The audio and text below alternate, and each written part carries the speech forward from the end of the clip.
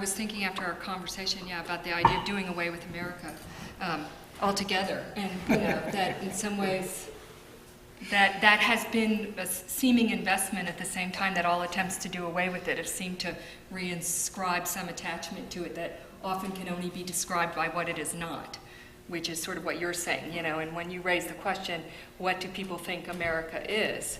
It's very difficult for especially for the Americanists working in the U.S. university, I think, to describe that. I'm always amazed because the other side of the transnational is many of us now, where you could never get funding or ever invited to anything outside of the U.S., you now get to go places because American studies is so-called transnational.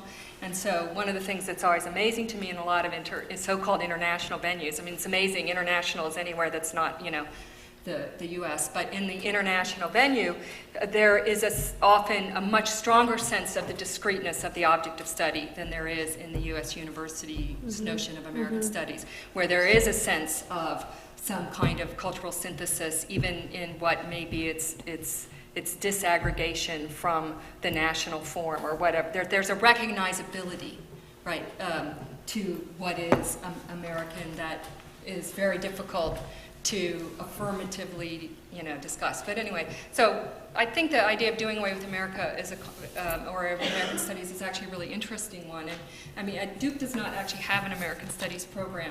And a number of years ago, when they did a strategic plan for the institution, and this is the big point I would add to our conversation, is about the materiality of the institutional context and of the U.S. university's transformation at that key moment that you're talking about, 1989, and what it means to have the humanities disarticulated from being about the production of a national, coherent, cultural subject citizen, right, to a transnational subject. I mean, that is very much what people understand that transition to mark for the university, which is why the university has become so interested in internationalization or globalization, right, that it is a new subject that the university is producing that is based on often a U.S. citizenry, but is about people will talk about this, it's about trying to make that subject more comfortable in and more ethical. I mean, I don't know if the ethical conversation is also very much a part of the last 10 years of the U.S. university, more ethical in its global travels. So if we think about so at Duke they did every 5 years we do a strategic plan, for the next 10, but every 5 you do it again. And globalization, so it was at this moment when globalization was the key term. And so a group of us who are identified as people working in the field of American studies were brought together. I mean, Jan Radway was going to chair the committee, Priscilla Wald, a number of folks, and asked to develop an American studies program. And we said no, we would not do it. And the reason that we said no, we would not do it, was because what they wanted was a transnational American studies program that was keyed to a kind of the reterritorialization of the relationship between the national field of study, the subjects, the citizen subjects in the class, and the refunctioning, or in the courses, right, or in the institution, and the refunctioning of them as new kinds of subjects. And we spent 3 years on their dime.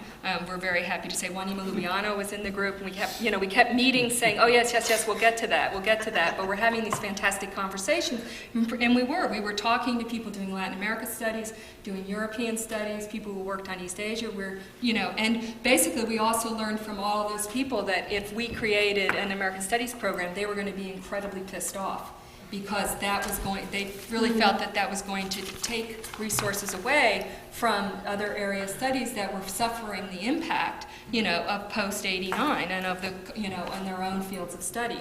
And we did start something that is now already over, that was called eventually Critical U.S. Studies. That's the only name we could come up with, as ugly as that is. And overwritten by the fantasy that you could have a criticality, right, in relationship to your object that would somehow ameliorate, all the problems you might have about it. So it was an institution, it was a brief moment of trying this new name out, right, the minimization of America to U.S., that was, because in conversations with people doing hemispheric studies, you can't call it American studies. It's offensive. to call it American Studies in the context of all of the Americas, right? And to try to shape it in a different sort of way. And that was also fairly unsatisfying. But I think the decision was right to not, at that historical moment, to create an American Studies program. Even to institutionalize it under another name. And I don't know what is the right institutional thing. I think we negotiate these in our institutions, but there is the materiality of U.S. universities' investment in going global that also has to be calculated within the conversation as well. And it doesn't always mean that doing nothing, which is what we did, was in some ways to do nothing, is the best answer. Sometimes that's just about paralysis. But it was an interesting alternative to a command, to people saying, we will give you money to do this, and going, no, not right now, not under these conditions.